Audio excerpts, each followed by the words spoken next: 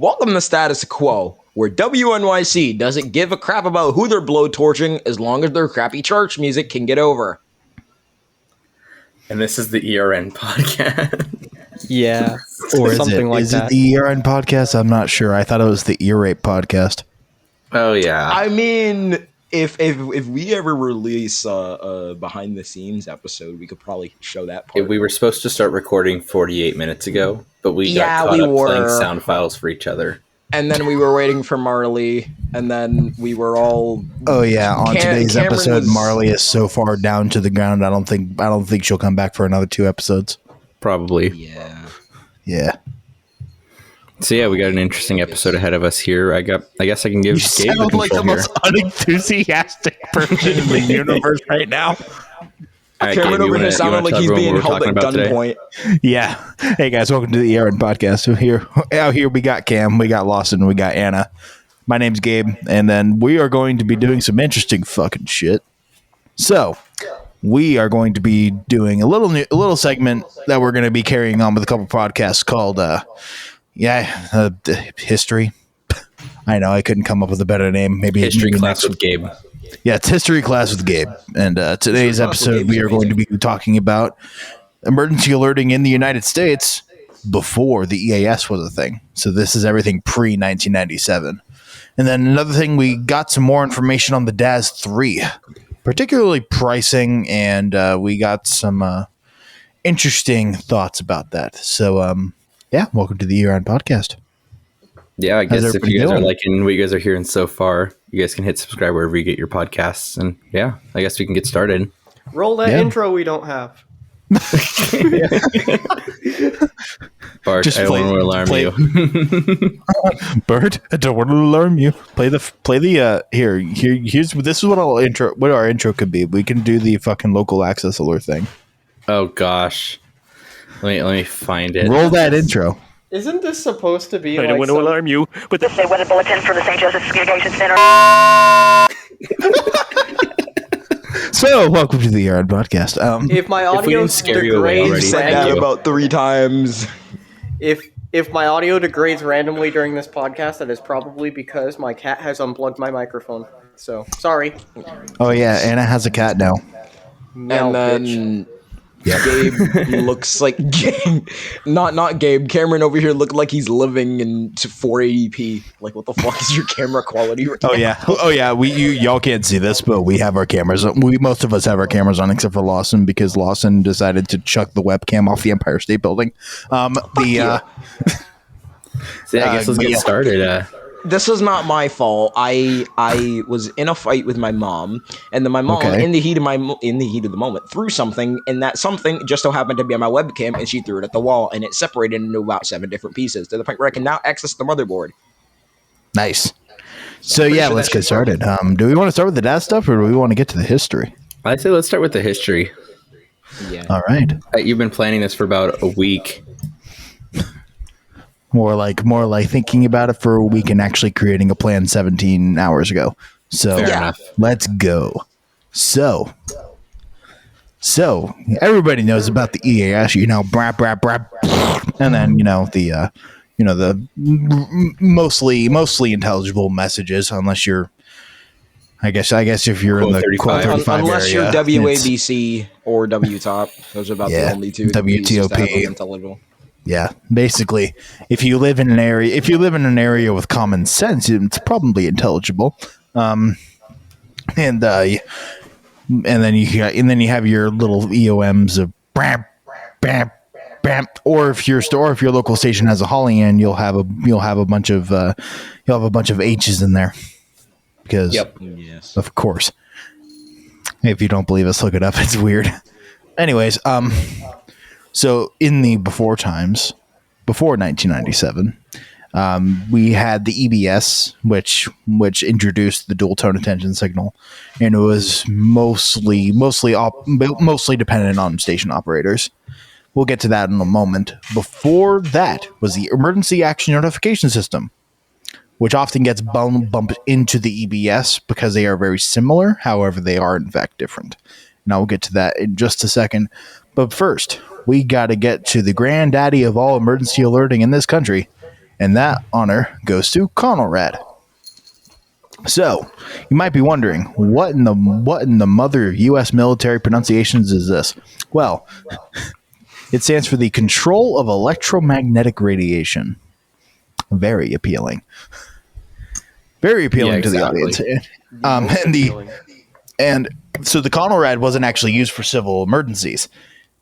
It was used in the event. It was used in basically Conrad was created during the Cold War, and well, the Cold War was very cold. So cold, in fact, that most of the nations were in fact very cold to each other. And in those particular nations that are in question here are the Soviet Union and the United States of America. And shush. Is there something you would like to say? Not really. I guess I'm just not surprised that alerting systems were born in that era. Yeah, when with the threat of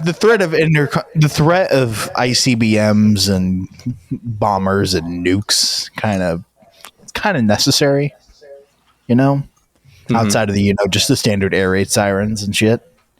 So, but yeah, Conrad was created by the United States Civil. Basically, it was created by the United States Civil Defense Office, and the idea behind Conrad was to provide emergency information on how to survive nuclear blasts to the public. And one of the concerns that they had, what makes the system a little interesting, was that this was just before the Soviet Union had ICBMs. So the idea is that to deliver a nuclear device into a populated area, you have to use a bomber. Now, the U.S.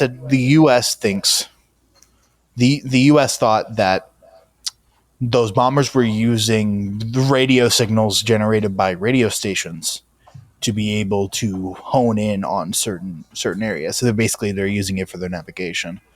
Kind of see where they are, because this is before GPS. But one of the main things about Conrad to basically avert this and make it so that it's practically very difficult to do so is that all of the stations went into a round robin mode. Say you are in, close your eyes and imagine yourself back in the 1960s or 1950s, more or less. You get in you hear on your AM radio. Hello, this is a national emergency. Please tune to 640 kilocycles if you are in the Seattle area, or 1240 kilocycles if you are in the Tacoma area. And then it provides the because they have 640 and 1240. They're pretty decently far apart on the spectrum, and actually a lot of radios that were manufactured in that day actually have the Conrad logo on those particular frequencies. And the idea was, depending on your area, you tune into 640 or 1240, and then once everything was tuned in, you'll hear a lot of weird shit. Basically, the way that it works is that you have basic key stations, and then you have relay key stations. Each basic key station, each basic key station is tied in to the air defense control centers that are around the nation. And those radio stations have just direct lines to them, and information that gets relayed from Conrad to those stations get relayed over that station. And then additional because this is all over telephone, because what else is it going to be? It's not going to be wireless, because that's not necessarily a thing yet. And if it was wireless, then they would defeat the purpose of having the radio stations go offline. Additional telephone lines are relayed to other stations known as relay key stations. Each basic key station is going to be the first thing you hear whenever you tune into a frequency during a national emergency. The basic key station will basically say, "This is a Conrad radio alert." this station will be serving the Seattle area on 640 kilocycles. And it'll basically play like a pre-recorded message, and then once the pre-recorded message goes through, it enters a round robin mode with the relay key stations. Basic key station goes off the air, no carrier. Then it goes to the other station. Other station spins up their transmitter, relays information, then stops relaying information. Then it goes to another station, spins up, relays information, and goes back down. The idea, like I said earlier, is to confuse enemy bombers using radio frequencies to use it for triangulating positions. And that is why the system is the way it is. Now, for Conelrad, there were false alarms that were sent out. There was some false alarms. However, nothing very grandiose. There was nothing very very noticeable about that. But during that time, and we actually kind of do this nowadays, they had national civil defense drills known as Operation Alert. And Operation Alert had basically a mandatory nuclear attack drill. And the idea was, get the fuck over to your civil defense bunker in your city, and they would do a Conelrad simulation. Now, I'm not going to go too far into it. That's going to be a case of maybe another episode. I mean, I kind of want to run through this because I have a lot on the EBS and EANS. So, why not get started with that, shall we? Is there anything you have any? Oh yeah, is there any questions on the Conelrad system that you guys have right now? I guess I don't think so. It's a pretty simple system. Yeah, exactly. What's up, Awesome? So, what would be the procedure if you? So, like, did they have Conelrad shelters laid out like broadly to the point where anyone in any majorly populated city could access one? Because I'm noticing now that a lot of the buildings in New York City labeled Fallout Shelter are either abandoned, or if you do try to go to the lower section of the building, you will get shot. So those were the and for New York specifically, because there's actually footage of the simulation happening in New York City. I'll have to send it to you a little later so you can look. There is footage about that. This is kind of going back into the whole civil defense thing. Those fallout shelters were built by the U.S. Department of Civil Defense, and if in the event of operational or in the event of an actual activation, if you live near one of those shelters, the radio would most likely instruct you to go to one of those towers, one of those shelters. Gotcha. All right. So that's pretty much it. All right. Anna, you got any questions, or are you just vibing? I don't think Anna's there. I'm assuming she doesn't have any questions. Okay. All right. Well, now on to the emergency action notification system, aka the one nobody talks about. So, when you think emergency action notification system, what is the first thing you think of? EAN, right? Mm-hmm. Yep. In fact, the emergency action notification system does carry over into the EAS a little bit. That used to be one of the original 4 origination codes. But then after a while, they decided to switch away from it. Give me 1 second. An emergency action notification network has issued an emergency action notification. Yeah. But yeah, that's skipping ahead a little bit. But the emergency action notification system was launched in 1963. After an order was given from the president at the time, I forget their name, was to basically the emergency action notification system was a continuation of the Conelrad system, just slightly more advanced. The idea is that instead of using telephone lines and the whole round robin system of doing alerts, what would happen is that the emergency action notification messaging would come over a typewriter network,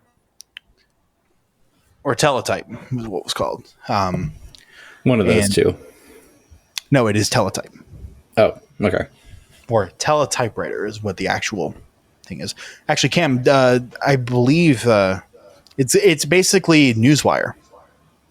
Oh, So yeah. you know about how you have your network wire lines coming through? Mm-hmm. Same concept.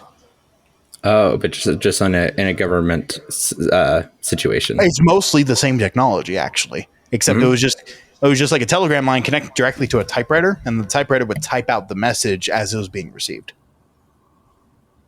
So, the idea behind the EANS was to allow the president, within X amount of minutes, I believe it was 15 or something like that, to be able to originate an EAN alert, and then it gets sent out to all of the primary entry point stations. Because this is when primary entry point was first introduced. Primary entry point was introduced, or actually, primary entry point was introduced, but not in its current name. Actually, the actual station so I can't talk today. Can you tell? English is a hard language. English is hard. Okay. Anyways, so the Common Program Control Station, or CPCS1, would transmit actually during the EANS times, they would shut down their transmitter for 5 seconds, bring it back up for 5 seconds, shut it back down for 5 seconds, bring it back up for 5 seconds, bring it down, bring it up, and then play a tone. So basically, John's station in terms of roller coaster. So basically, John. That was Liam before software. Yeah, Liam before software. I'm pretty sure it still is Liam. He's just like he roller coasters in bursts, or like he'll roller coaster like once a week or like once every 2 weeks. Anyways, outside of the whole roller coasting thing, sorry, I have to hydrate. Because Gabe has to hydrate because water is important. And I'm not even drinking water. I'm drinking Diet Cock.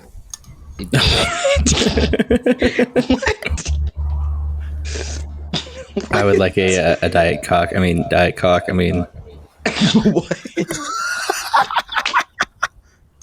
Please keep that in. Yeah. Oh, jeez. I know you're probably gonna have to edit it out because Daz is gonna be like Diet Cock. Who the fuck are these kids? Please sponsor us. What? Wait. Who said that? Was that Anna or Gabe? That was me. Oh, I love how Anna just shook her head. She was like, "No, that wasn't me." Anna's mic is actually broken at the second, so. Oh wait, did she send that in Riverside or Discord? Discord, but of course it was the cat. Is it Discord or Discord? But yeah, so I'll relay questions from Anna. Okay, cool. So, after the tone has been sent and Diet Cock has been consumed, the idea behind it is just relay what's on the teletype, and this will actually introduce some authentication codes. So basically, every month, each CPCS1 station would get a new set of, each year, they would get a new set of identification codes, and then they can validate a message if it was legit. Because teletype can be intercepted. Yeah. It's not the most secure protocol. And that leads us to 1971. Yep. In 1971, at the Cheyenne Mountain Complex, teletype operator W.S. Eberhardt had 3 tapes: a test tape, and 2 tapes indicating a real emergency, instructing the use of EAN message number 1 and number 2, which is conveniently located in the book that they all have. So, I'm assuming everyone he knows where this is inadvertently going. used the wrong tape, Yep. which used the code word hatefulness. The message ordered all stations to cease regular programming and begin an EAN using message number 1. Oh wow! And the programming was basically the message stated that programming was interrupted by at the request of the United States government. This is an emergency action notification alert. That kind of shit. And basically, after the announcer was like, "Oh shit," they sent the cancellation with the correct code word. And it was terminated. There's actually audio from WOWO that had it, and then the WOWO in Fort Wayne, Indiana, relayed it, and then another recording from WCCO in Minneapolis, St. Paul, can also be pulled. You can find those. You can find those on YouTube. Very interesting shit, honestly, because it's like that was the closest thing we've had to an actual EAN. Until 2011 when they did the EAN test. But I will cover the EAN test later. Hello. Yeah. There we go. Oh, look at that. You're back. The false alarm was actually disruptive to the point where the FCC actually suspended the use and testing of emergency action notification tests by the code word on February 25th of 1971, aka 5 days after the false alarm went over. Yep. Fun fact: there are recordings online of that false alarm. Go look up WOWO. That's what I said. I literally said that like no less than 30 seconds ago. I had to leave. Go check it out. It's very She interesting. wasn't here. Yeah, please do. It is some very interesting shit.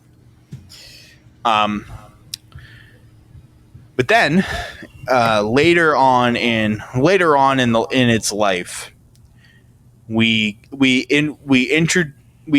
Conrad signaling method, which is what the transmitter going up and down was for, was retired. And in 1976, they introduced the almighty dual tone attention signal, which we all know and love. Does anybody have the dual tone attention signal quickly available to play? I don't think so. The reason they retired the Conrad up and down is because it actually produced unnecessary wear on the transmitters to the point where the transmitters would only last a couple years before they'd just completely break. Because a transmitter going up and down like that causes a crap ton of wear on the transmitter.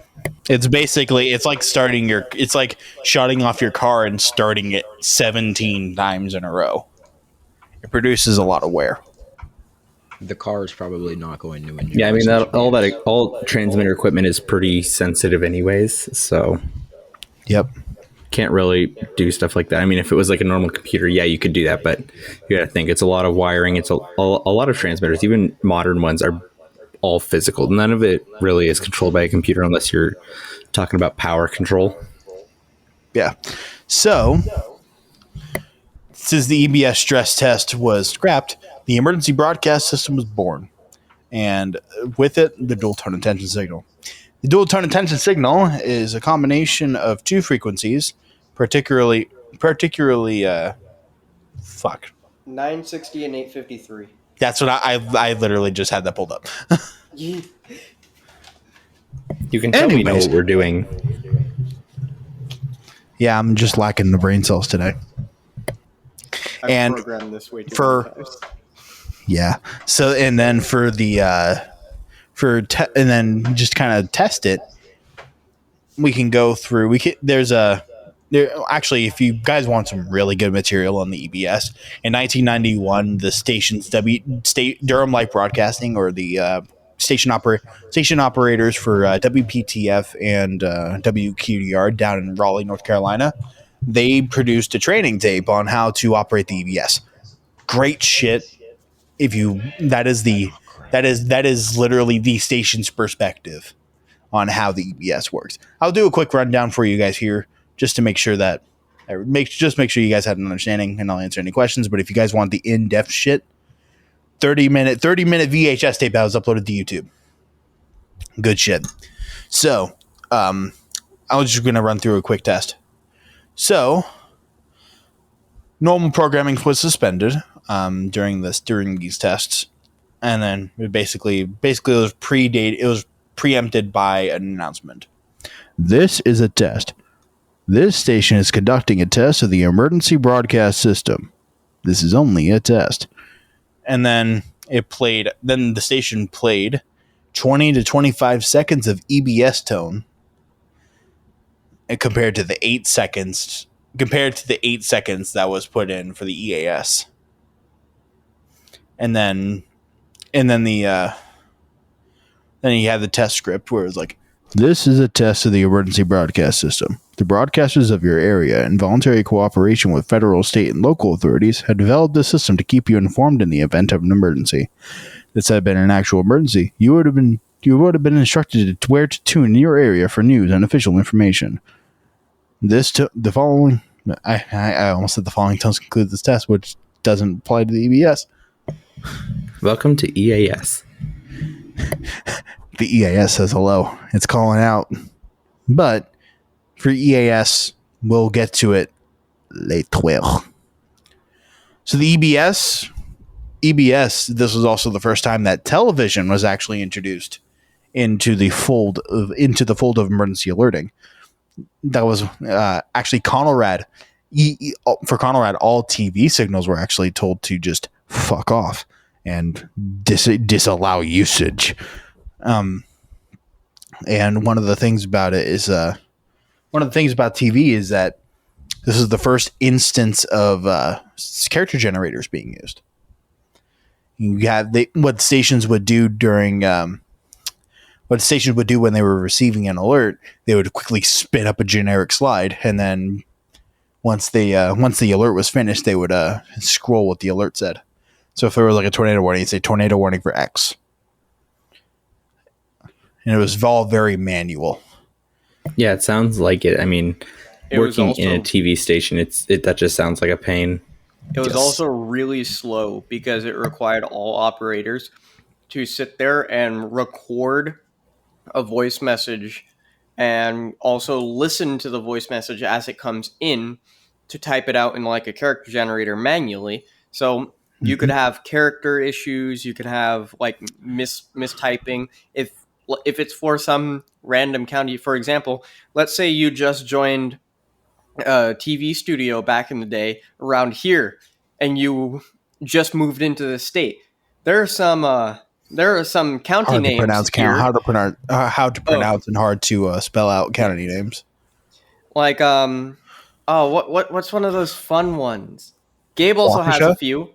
Like Snohomish,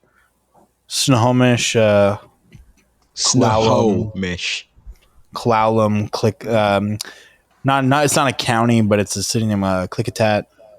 Yeah, it's some hard shit. Yeah. But I will contradict you on one thing about that, Anna. For EBS, the way that they have it designed is that most stations relayed EBS messages live, unless you are the CPCS1, who is originating the alert. The idea, and how the alert origination process for that works is that authority, NWS, civil authority, the governor, the emergency management office intern would call the originating station. Let's use Cairo, for example. Station they would call Cairo. Cairo would be like, "Yo," and then the person was like, "Hello, I would like to activate the EBS," and then Cairo would do challenge response checks just to make sure that it's a valid authority. Can you tell me the word 15? And then the person would respond with like, I believe the 1 for 15 was like Rocket in the training tape. Then they would record from the phone what they would say, what the announcement was, or they would take it down. They would take it down and have the announcer repeat it, or if the message is really long, for instance, like a message from the governor, they would carry it live. And what they would do is that once the recording and transcribing is done, the CPCS1 would interrupt their programming and say, this or something like this. We interrupt this program for a special message from the emergency broadcast system. Special information will follow this tone. Beep, and then it'll go on. This is used as an interesting system.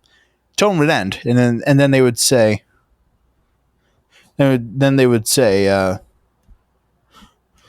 This is a message from the emergency broadcast system serving all stations in Snohomish County. This concerns a tornado warning, and it is for immediate broadcast. Stand by, please. Wait 5 seconds. Wait 5 seconds so that all of the stations receiving that alert will patch in their EBS decoders into their main audio outfeed, so that all the CPCS1 will be handling all the audio that goes out. Then the CPCS1 will say, we interrupt this program for a special message from the emergency broadcast system. Special information will follow this tone. 20 seconds. And for reference, that is exactly how it sounds. Yep. And then they would say, we interrupt this program for a special message for all residents in Snohomish County.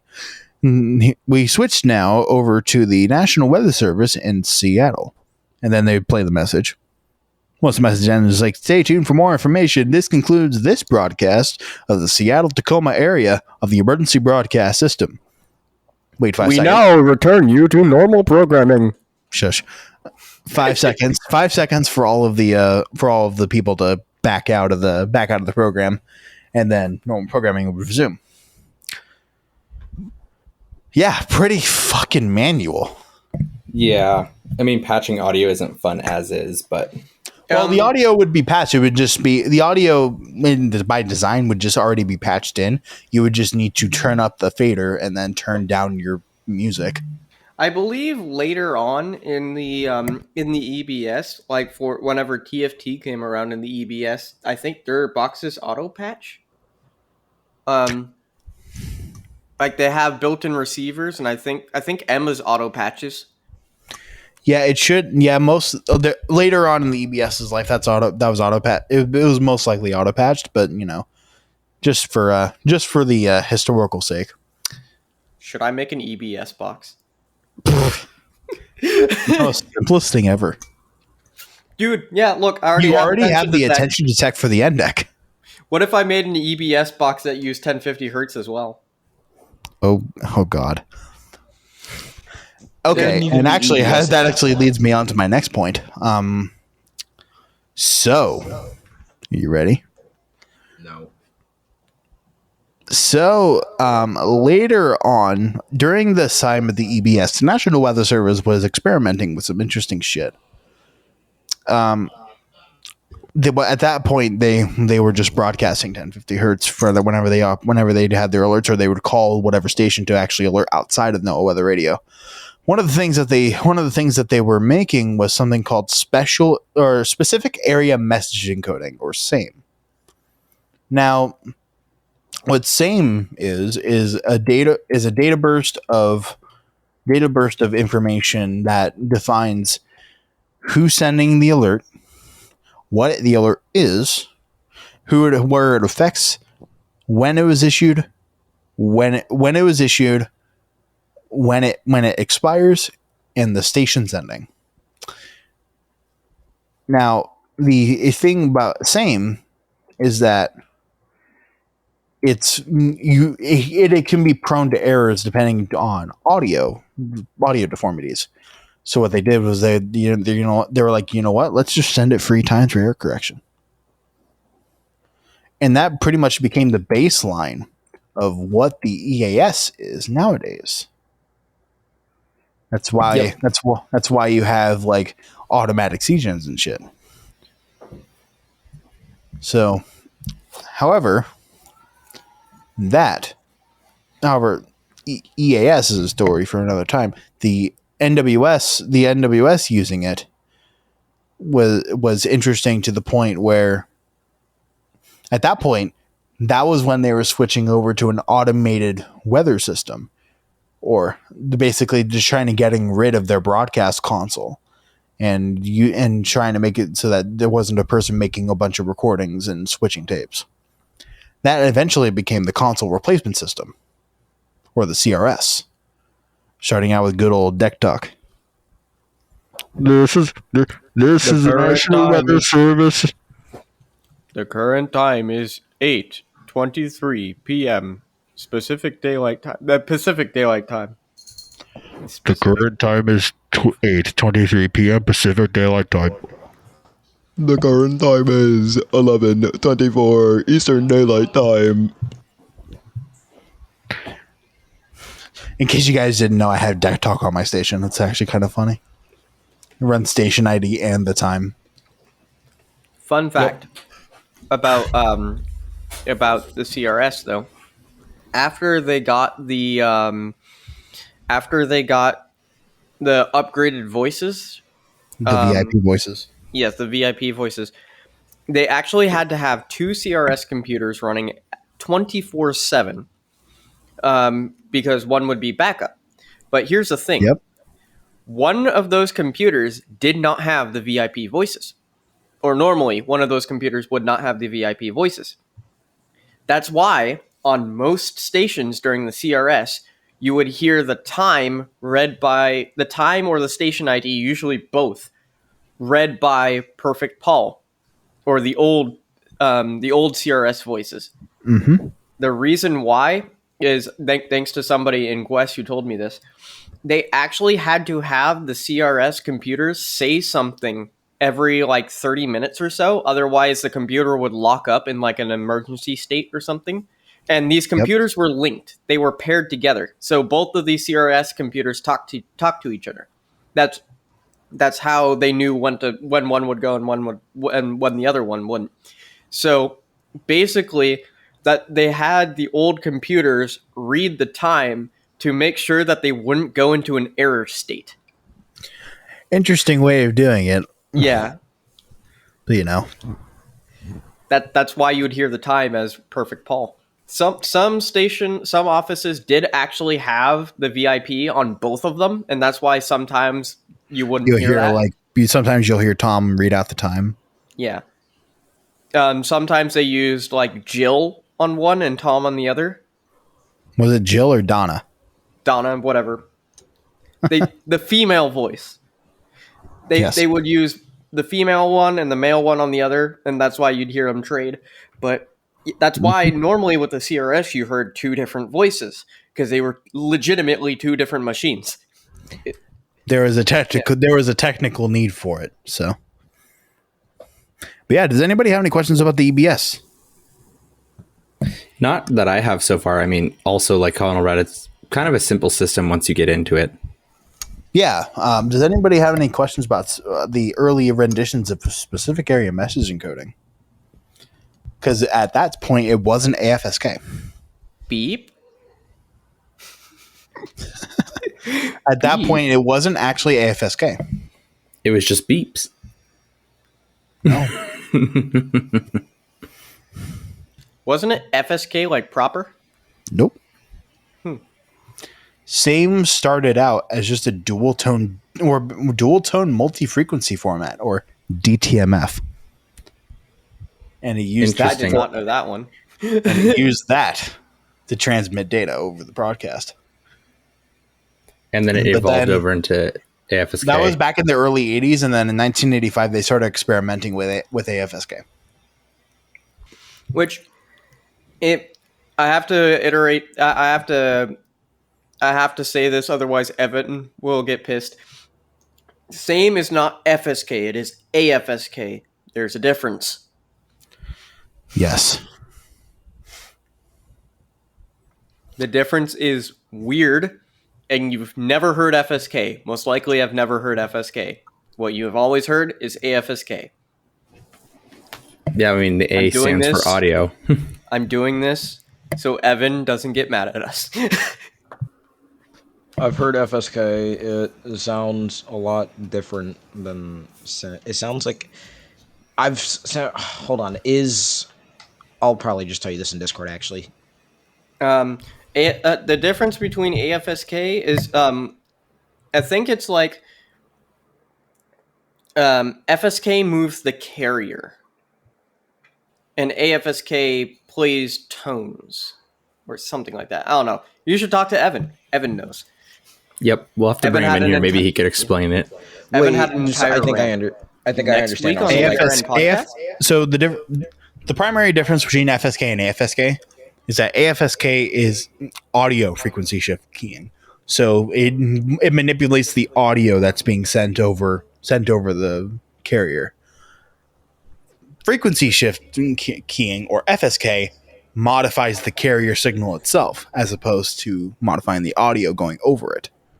So, with that being said, it is highly unlikely that you've ever heard a pure AFSK, or not AFSK, a pure FSK, because it is quite literally the carrier signal itself shifting, not the audio. So AFSK has a high and a low signal, which represents like a 0 and a 1, I'm assuming, right? Or am I yes, mark and space. Okay, that makes sense now. Anyways, but yeah. And I don't know if we want to hop into EAS in this episode. I can. No, let's wait till another one. Yeah. We got some DASDEC stuff to talk about, don't we? Oh, yeah. But after this word from our sponsor, WECN Technologies. Oh, God. I ain't giving you any kind of words, bitch. All right, cool. Those are words. So, all right, let's go over to the... and back to the ERN podcast. I'm okay. Back to the ERN podcast. We are going to talk about the DASDEC shit. Oh, yeah. So, expensive. Yeah, as so... usual. SEMS Broadcast Equipment Solutions posted some DASDEC 3 stuff on their website, and we were able to determine via some very interesting backdoor deals and a bunch of very interesting and legally questionable acts, aka just going onto their fucking website. We were able to find the price of the DASDEC 3 EX model. The expanded model. I also found the EL. The EL is on there as well. Mm-hmm. So for the EX, you can get one of your own DASDEC 3 EX models for the low price of $3,295 plus tax and shipping, which is still a little bit lower than the OneNet units. That's like you can get a loaded up OneNet with more features for that cost. Oh, really? Because I thought it was like around 4,000. Probably. How much was the one that you got? The one that I got retail, I seen online around $4,200. Well, how much did you get on eBay? I bought it on eBay. For the record, barely used. It wasn't even set up. It was still in the box. I got it for around $600. Because I remember you being in a VC with us, and you were like, "This is barely set up," because you were showing us the rack. The images, yeah.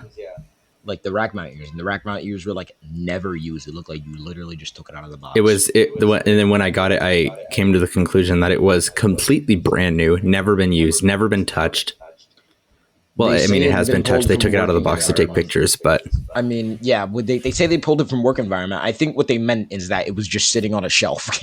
No, I don't even think it said it was from a work environment. It was literally never used. That's what the eBay... Yeah, that's what the eBay thing said. Because I remember me and Anna were talking about it. It said it was pulled from working environment, and we were like, the only way this could have been pulled from working environment is if its working environment was sitting on a shelf. Like maybe as a backup unit. Yeah, probably. Because I remember that one broadcast engineer dude that Anna sent me. You remember that broadcast engineer dude who you're like, he has 3 Sages and a couple of Dazes. Mm-hmm. like 3 blue boxes. It's probably one of those dudes where they just have a shit ton of backup units just to have. Well, I mean, especially with the DAS stuff, you can basically just save a backup every once in a while if it's config, and then just drop it into a new unit. I have the price for the EL pulled up. The DAS 3 EL entry-level emergency messaging platform costs $2,195. Which still isn't that bad. It's cheaper than a Sage Digital. I wonder if I don't know if they're trying to go for a competition on that, but I mean, especially the Sages, they still have way more monitors and stuff. So just remember, the DAS is still just a PC. Yep. I mean, it's good to have price competition somewhere. Silence. I still prefer the Sage overall because even though the Sage can't do as much as the DAS, it still interfaces with any CGen system, external CGen, except for like the SEMs, but makes sense. Then you've got you've got freaking 6 monitors. You've got an audio input that can just be used. It can switch audio without actually using the built-in audio switches. The Sage Digital can also do digital audio, just easily switched. That was recently added to the DAS properly, but the Sage Digital just already had that. It can do the Sage Digital has 6 COM ports. The DAS, you have to pay for a license to get 1. Yeah. So, yeah. And then you have to pay for another license key to expand it over USB. Yeah. Actually, speaking of license keys, do we know if there's any more license keys? No, not yet. DAS's website still hasn't updated yet. Which isn't surprising because the last time I talked to DAS, they said that they were having issues updating something, and it wouldn't allow them to change the website. So SCMS actually does have, as far as I know, it actually does have the licenses on there. I'm going to double check on pricing, but I believe they have the upgrade keys. Oh, okay. Yeah, I remember seeing that. I think the V5 upgrade, I think, was $500. Give me a second. There's a license key to open the box. The DAS Deck 3 was created by EA. Yes, you have to open the box, and then there's a license key to set it up, and then you have license. Oh keys yeah, they have got stuff. a bunch of license keys on here. Yeah. 2 pages worth. Are they up? What? Is there any new ones that you see? There's GPIO. The DAS 3 EL. I can see the license key for the radios. HDMI out. MPEG 2. You can spend $544.50 on a 5-year warranty. So for DAS Deck V5, to upgrade a unit that is from 3.0 up, it's $1,000, and then to upgrade from version 4, to V5, it is $495. So is about $500 the usual cost of software upgrades? I forget how much the 4.3 upgrade or the 4.0 upgrade was. Yeah, I can't remember either. Actually, no, this website actually has it. Okay, yeah, it's the same pricing for the V4 upgrade. Okay. Interesting. We love silence. Yeah, we love burr. Fun fact: Correct. The MPEG license is stupid expensive. The MPEG 2 license for MPEG 2 transport streams, $2,000 on top of the price of the Sage, or the Sage. Damn, the DAS. Wrong So company. you'd have to spend at least $2,100 or $2,200 on a DAS 3 just for the base model, plus another $2,000 to get MPEG 2. Damn, they're making bank. Well, here's the thing, though. You can't even use that license on an EL. You have to have the EX. Wait, really? Hold on. Yeah, remember, there's no expansion cards on the EL. Ha! And that MPEG card is a... Oh, no. This is just a license key. Well, no, I know, but like you were saying $2,000 and then the extra $2,000, you have to have the EX model to be able to use that MPEG card because it's an expansion and the EL doesn't support it. Actually, it does because MPEG is now done internally through like HDMI and stuff. Oh, is it? From what I've seen, I think that's why. Because it'd be interesting to find out. They don't include anywhere anything about an MPEG card included. Might have to look into that one and update everyone. Yeah. Gabe, what are your thoughts on that? What was that? I said, what are your thoughts on that? Meh. I was honestly kind of expecting that kind of licensing scheme, judging by how the DAS 2 is. Mm-hmm. Like I'm not that shocked. That's one of the reasons why I like my Sage, because full disclosure, I have a Sage Digital, and that's my primary end deck. That thing, I don't have to pay any license keys for it. Yeah, in the future, I may have to pay for software upgrades, but those are pretty much optional at this point. Mm-hmm.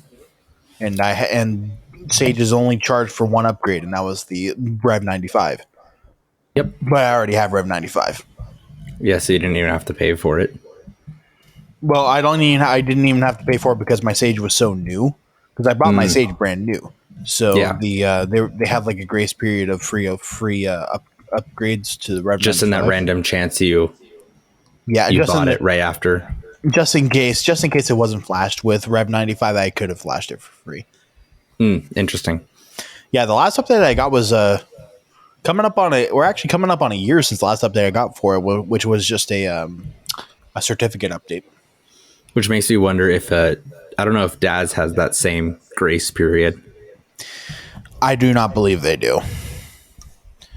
At that point, I would any DAS that should have that firmware, I would assume they would come with it.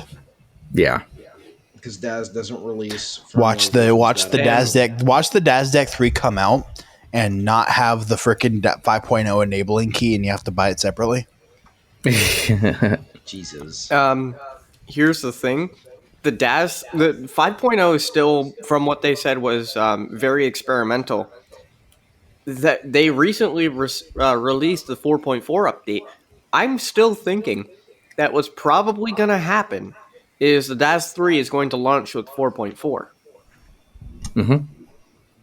And then whenever 5.0 comes out, they might release it for free, but knowing DAS, they're probably going to make you buy that license.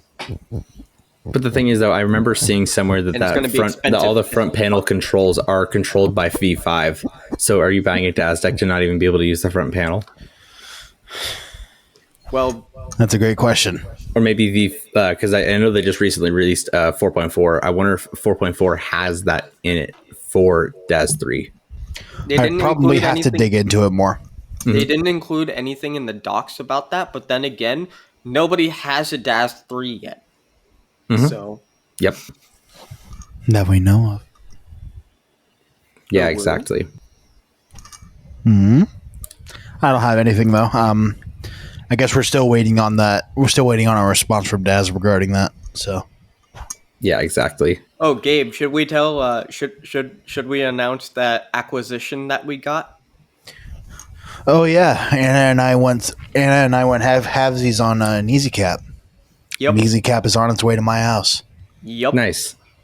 $800 each was not cheap. It was not cheap, but hey, was not cheap. Better to be in our hands than some of the EAS kitties we know. Oh yeah. And it's a trilithic Easy Cap, not a Viavi one. So it's an older model. And it comes in black.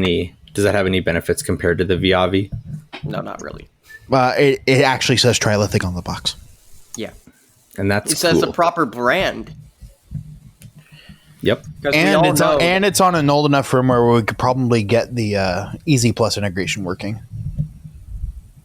Yeah. Yeah, I remember you were talking about it in the last episode. If we do get that working, hopefully we could do something where it's like, I wonder, I'm not entirely 100% sure of how that works, but imagine it like we could make a public server that can monitor this shit, right?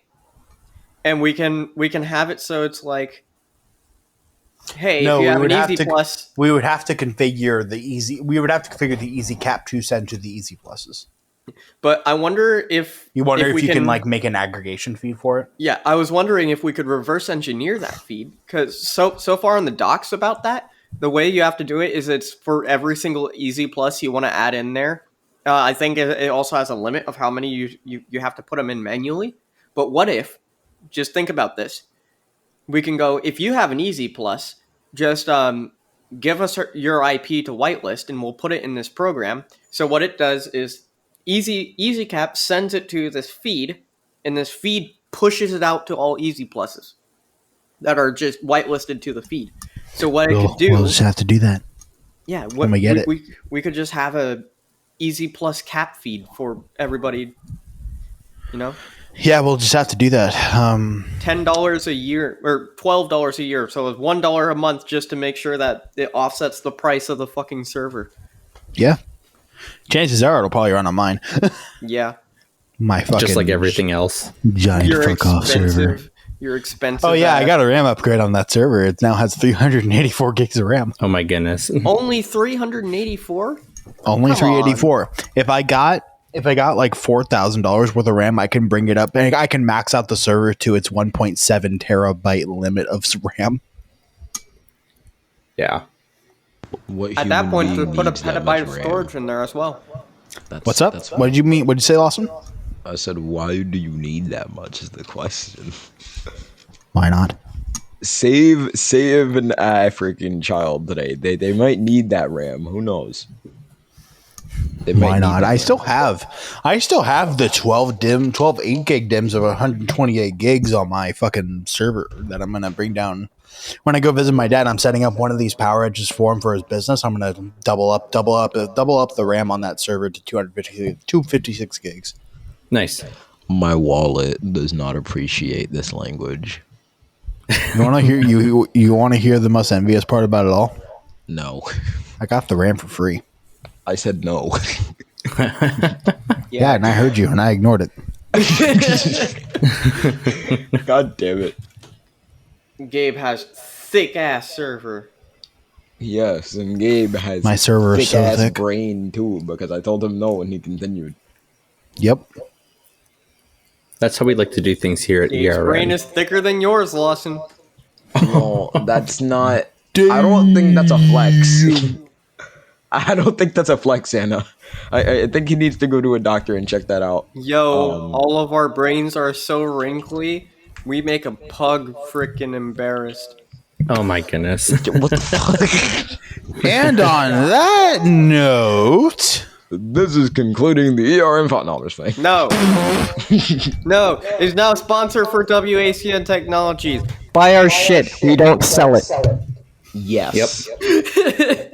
Yet. You need to buy our shit so hard that it doesn't even compute. Oh, hold on. Yo, you know what? If you pay me, I don't know, what, $100 sound good for an NDEC, Gabe? If you pay me $100, just outright, just send it to me on PayPal. I will legitimately set up an NDEC for you. Just give me money. I need to food. You're just like, I need to feed my... Hi, you're on a rock, floating in space. Pretty cool, huh? Some of it's water. Fuck it. Actually, most of it's water. I can't even get... Hey. Anna knows exactly where I got this from because she sent it. Yes, I know. Let's... Oh, why do I have that on my soundboard? I don't know. Also, a lot of things in ERN are very random. Like that. Yeah. Trust How me. did this happen? Ow. Anyways, on that note, I think this is the last episode of the ERN. Yeah, we're discontinuing all of this. Yeah, We're discontinuing all this. This is the last episode of the ERN podcast until we all become 50 years old and depressed as fuck. I'm already Daz depressed. somehow magically reaches back to us and doesn't completely disregard our request due to everything that's taken place in this video, we will get back to you on that. Yo, you know what? The ERN podcast will come back whenever Marley raises from the dead. In that case, bye-bye ERN podcast. Because that shit's never happened, and Marley's a fucking zombie. I guess I'll put a disclaimer in here. We are not actually discontinuing the ERN podcast. This is just for comedic effect. Yes. Or is it? Bum, bum, bum. Anna, shut the fuck up. Or is it? I was about to play Spitfire, and then I realized that no. Let's not. On this episode of the ERN podcast, Anna makes a modem think that it's accepted a call without it being hooked up to anything. Oh, jeez. It is speaking to the air. Oh, legitimately, I had my modem that I bought today hooked up to an Arduino that is screeching, and somehow managed to make the modem think that it had connected to a call. Like, Nice. I don't know how that works, but cool. Wrong button. I didn't mean to play that. No, I legitimately didn't mean to play that. I meant to play UBS. Maybe let's keep our hands off the soundboard, Lawson. Yes, good idea. You know, that makes me want to... God damn it, Gabe.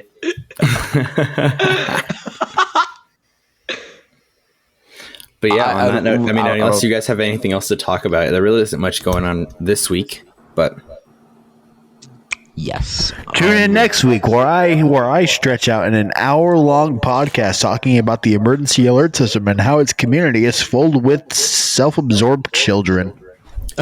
Not even self-absorbed. I'm pretty sure all of them just stole their dad's money and no, I'm pretty sure half the kids that are like under the age of 8 who have an NDEC just stole their mom's credit card, went on eBay and searched TFT EAS 911. No, you know what happened? Everybody who had a TFT realized that there's a shit ton of little kiddies who's wanting to buy it and are willing to steal their parents' credit cards for it, and then they just started going on eBay listing them for $400. Thank you, Ari. Knowing that people,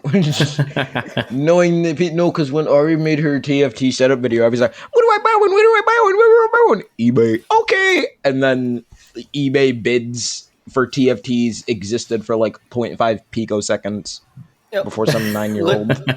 Legitimately, like, it started off like before Ari actually got an NDEC. It was easy to get an NDEC. There was a whole bunch on eBay all the time. Like, whenever I got my Sage, there was, I think, like 7 different Sages on eBay. I just got the cheapest one. There was also like 4 or 5 different Easy Pluses. There was so many TFTs, I'm not even... Yeah, it was ridiculous. The rarest unit at the time was a Burke, and Holly N units kind of came and went.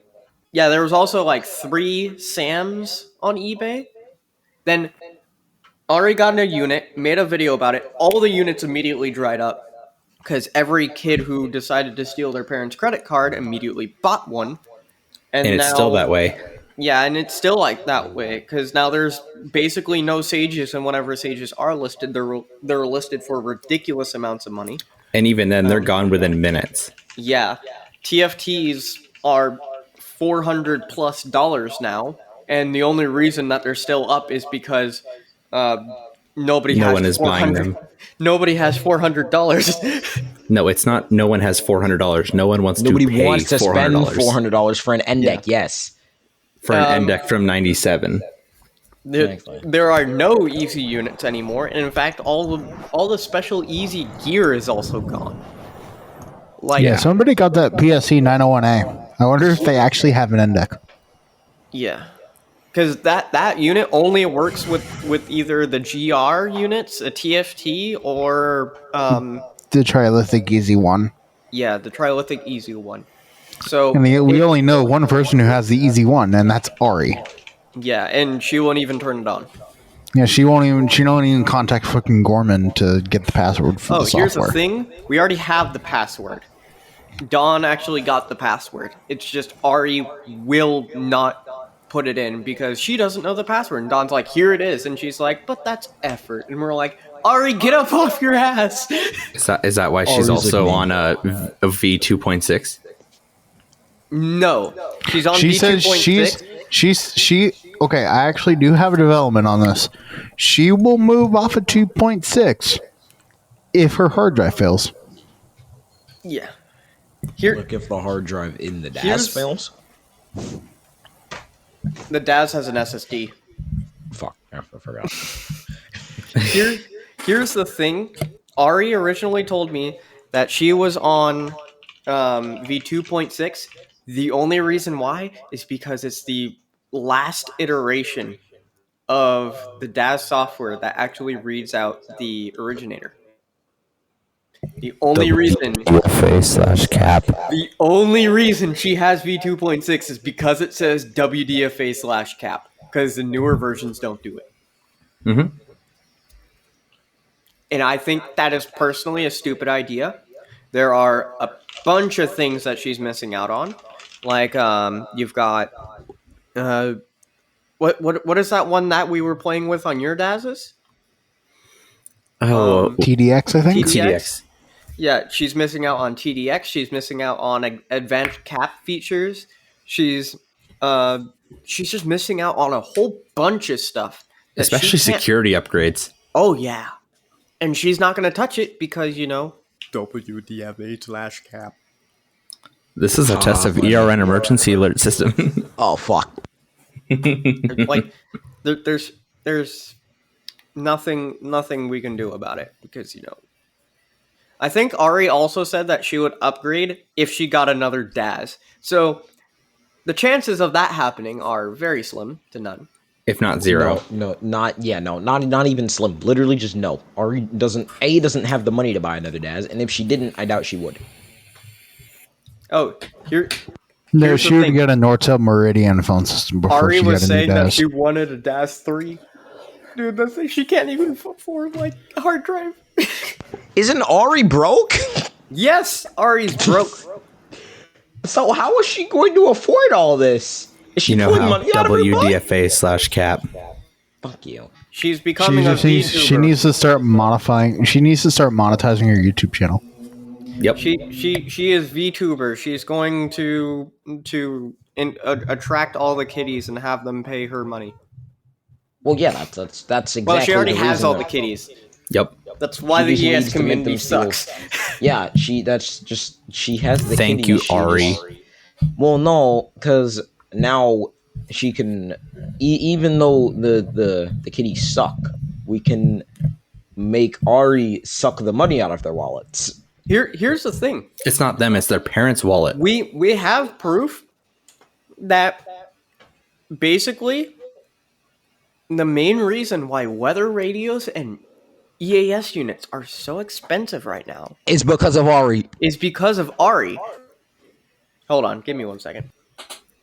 Yeah, no, I just think that's crazy. You can have one person just change that entire scene. Imagine Ari stopped making YouTube videos. Everyone Because you got to think though. You got to think though. EAS in general, or at least like this hobby, is very niche. Yes. And now it's not. But with Ari, the reason why EAS got so bad was Ari made rare weather radios mainstream, but now any kid thinks any weather radio is rare. Like, legitimately so much so that freaking Antonio sold a normal WR100 as an ASMR version for like more money or something. I don't remember. But yeah. Like if you're at least going to do that, at least like, V1 WR100, like stuff like that. It wasn't even special. It was just a normal ass one, but he which is crazy. Like recorded a video with it and then sold it up priced. And kids will buy this shit. Well, I'm selling my OG 100 for like $90 now. I mean, not my OG 100, my OG 120. Legitimately, if I had one of those Unit and Bearcat radios, I could sell that thing for $100, which is already $20 over retail price. And here's the thing. First of all, it's not worth that money. Second of all, it would be bought immediately because that would be the cheapest WX100 on eBay, or WX400, whatever the fuck it is. It would be the cheapest one on eBay. You know why? Because the other ones is like $2,500. It is $500 to $1,000 for a weather radio. Yep. What the fuck? And here's the thing. But before Ari made this like as mainstream as it is now, they were going on eBay for what, like $40, $80? If even that. Yeah. Like Emma, who collected a bunch of radios, said that like back whenever she was collecting radios, like actually buying radios, she never bought radios more than like $120. And she's got a bunch of rare radios. Now, any rare radios can go up to $500, $600, $700 easily. And it's so annoying. And people will buy that shit. Yes, and that's why it's so dumb. Because like if people continue to buy it, they continue to entertain the idea that you can just put any weather radio up for any amount of money and it will continue. Like, you see how nobody's buying these? I guarantee you one day these scalpels will realize, yo, like, yep.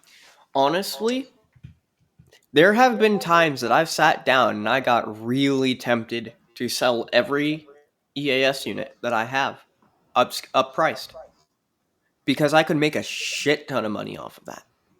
Yep. Like, legitimately, my 911D, which is a useless unit if you don't know how to use it, like very useless, I could sell that box easily $400. Yep. $400 because to be fair, it is a rare style of that unit. I could sell it even up to like $500 straight into my pocket. My TFT, that's $400. My Sage, that's $150 to $200 right there, straight into my pocket. I bought my Sage for $163. Yeah, exactly. I bought my first Sage for $60. Yep. $66. That's how much I spent for my OG Sage. My first TFT, I spent $20 on. My Burke, I spent 25-ish, I think. Yeah, like $25. My most expensive unit that I paid before I got this rack was the Easy, and that was the most expensive at like $125 straight up. Mm-hmm. And now you could probably resell that for about $200. Oh no, I could probably easily resell it because now it's got 3 radios and the sound guard. Easily, that's fair. 3 to 400, easily. Mm-hmm. If I went and got my other Sage, I bought it for $60. I could sell it for $200. Mm-hmm. So here, if we do the prices, $500 for the 911D. I've got 2 TFTs, $400 each. So 500 plus, so that's 900. That's what, 1,300 just for the TFTs. 200 per Sage. That's 1,700 for those units. Then sell my Trilithic unit for another what, $300? Yeah, I'm making $2K right there, just from these boxes. And on that note, I think it's time to conclude this podcast. Thanks everybody for listening. Tune in next week. We'll do some more history of the EAS. But in the meantime, we'll be back. Yeah, in the meantime, don't buy Index unless you need them. Don't buy Index really unless Except mine. Buy mine. Give me money. Yep. all right. Give Anna money, except she doesn't sell them. You know what? $50. I'll give it to you for 50. 10. So yeah, thanks everyone for listening. 10 cents. Thank you for listening to the ERN Podcast, everybody. Tune in next week on whatever podcast platform you listen to. Half cent. See you, everybody.